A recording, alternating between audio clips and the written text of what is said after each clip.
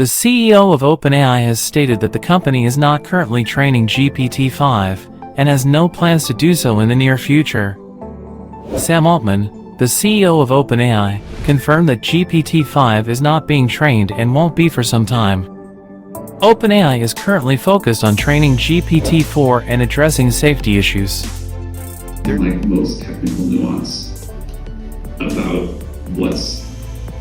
where we need the pause. Like, it's actually like OpenAI, an earlier version of the letter claimed that OpenAI is training GPT-5 right now. We are not and won't for some time. So in that sense, it was sort of silly. But we are doing other things on top of GPT-4 that I think have all sorts of safety issues that are important to address and were totally left out of the letter. So I think moving with caution and an increasing rigor for safety issues is really important.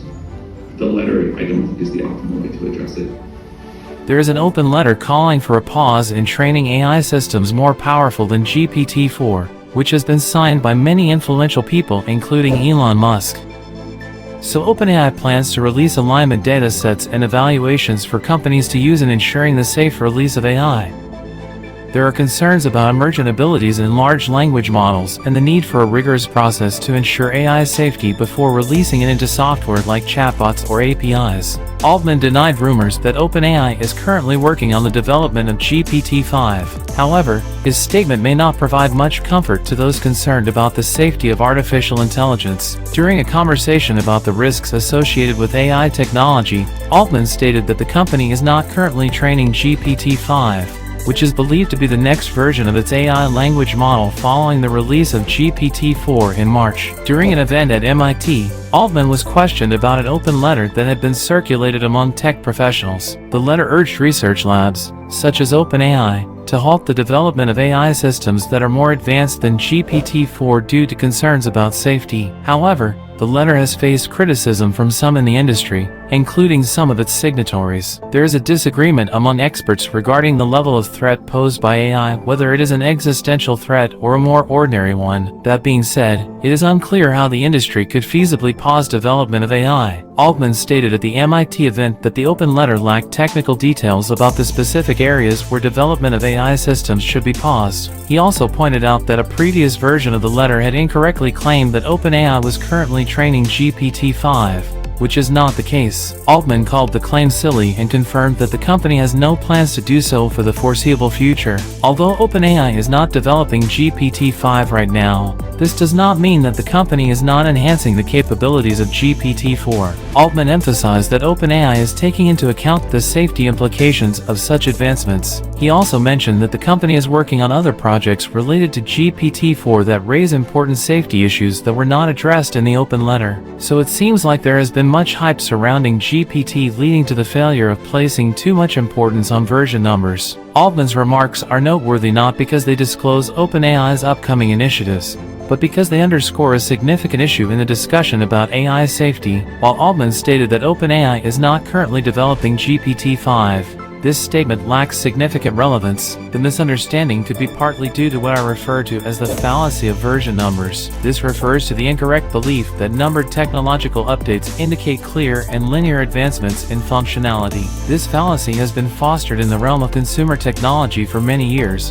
where version numbers assigned to new products or operating systems aim to appear precise but are actually marketing tactics. The thinking behind this system is, the iPhone 35 must be superior to the iPhone 34 because the number is larger, hence the phone must be better. As consumer technology and artificial intelligence have become increasingly intertwined, the same flawed logic is often applied to AI systems like OpenAI's language models. This is true not only of those who make exaggerated claims on social media, predicting the arrival of superintelligent AI in the near future because the numbers continue to increase, but also of more knowledgeable and sophisticated analysts. As numerous assertions regarding AI superintelligence are unfalsifiable, these analysts resort to similar rhetoric to substantiate their arguments. They produce vague graphs with labels such as progress in time, plot a line that ascends to the right, and present it as evidence without scrutiny. This is not meant to downplay concerns about AI safety or overlook the fact that these systems are improving rapidly and are not entirely within our command.